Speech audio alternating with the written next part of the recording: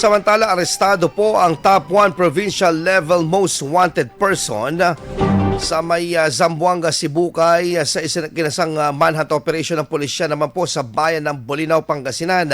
Ayon kay Police Captain Christopher Nacional, Deputy Chief of Police ng Bolinao Police Station, isinagawa po ang operasyon matapos ang koordinasyon sa pagitan po ng kapulisan ng Zamboanga, Sibugay at Bolinao PNP hinggil sa kaso ng sospek.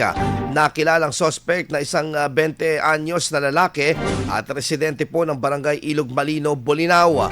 Naharap ito sa kasong rape at walang nirekomendang piyansa para sa kanyang pansamantalang kalayaan. Bagamat kasalukuyang naninirahan sa Bolinao, nilinaw po ng pulisya na sa Zamboanga, Sibugay isinampa ang kaso at doon umano naganap ang insidente. Patuloy ang investigasyon at inihahanda na ang kaukulang dokumento para sa paglipat ng kustodiya ng sospek sa mga otoridad ng Zamboanga, Sibugay.